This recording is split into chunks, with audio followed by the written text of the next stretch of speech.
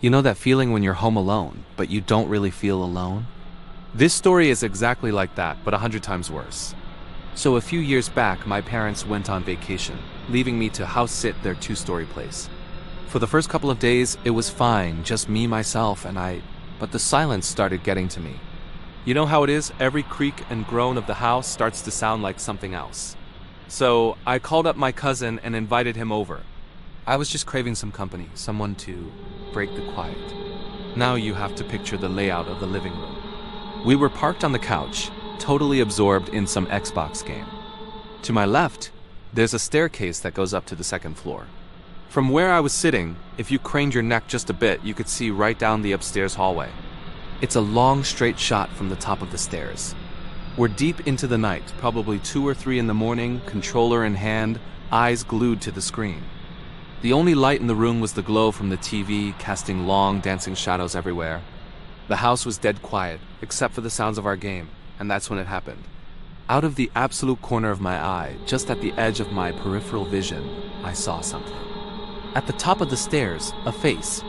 It was gray, and it leaned out from the doorway of the upstairs bathroom. It just peeked out for a split second, staring right at me. My first instinct was to ignore it.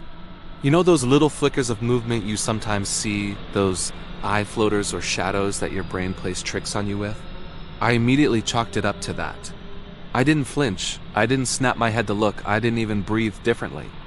I was determined to just brush it off as my tired eyes playing games on me.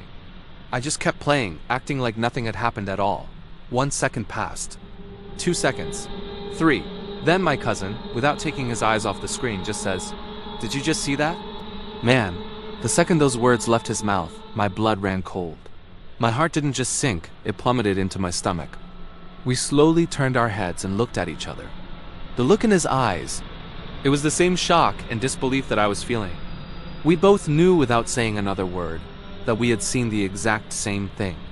My attempt to rationalize it, to dismiss it as a trick of the light, was completely shattered.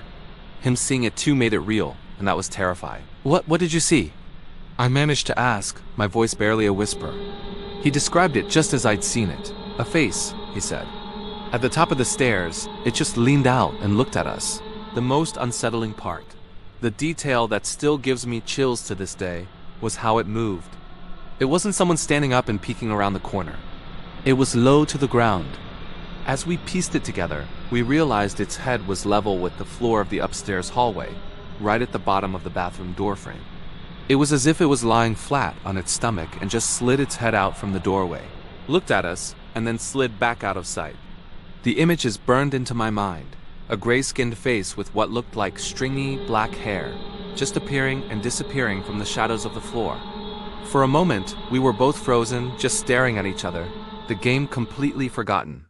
The silence of the house suddenly felt heavy, suffocating. Every tiny noise was magnified. Was that a footstep? Did a door just creak? The paranoia was instant and overwhelming. Finally, we built up the courage to do something. There was no way we could just sit there and keep playing, pretending we didn't just see a disembodied head spying on us from the floor. We paused the game, grabbed the heaviest things we could find. I think I had a big Maglite flashlight, and we slowly started making our way towards the stairs. My heart was pounding against my ribs like a drum. Every step we took on the creaky wooden stairs felt like we were announcing our presence to whatever was waiting for us up there.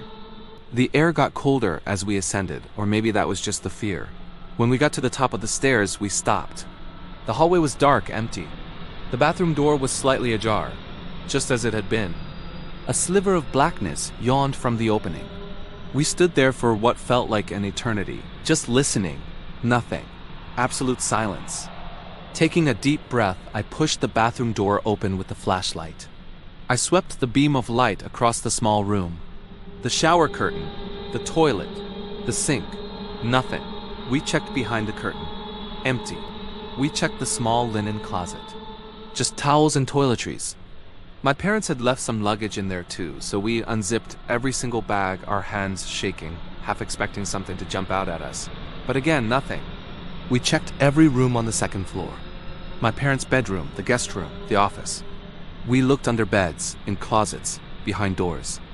The entire upstairs was empty. There was absolutely no one there, and no logical explanation for what we saw. No way for a person to be lying on the floor and vanish that quickly without making a sound. We went back downstairs, but we didn't sit back on the couch. We ended up just standing in the middle of the living room, too scared to sit down, too scared to turn our backs on the staircase. We didn't sleep at all that night. We just waited for the sun to come up, talking in hushed tones, reassuring ourselves that we weren't crazy. To this day, we both remember it perfectly. We still talk about it sometimes, the gray face on the floor. I never felt comfortable in that house alone again after that. Every time I had to go upstairs, I'd take the steps 2 at a time and never, ever look back. Whatever it was, it saw us. And it wanted us to know it was there. Thanks for listening to my story. If you've had a similar creepy experience, I'd love to hear about it in the comments. Don't forget to like and subscribe for more spooky tales. Stay safe out there.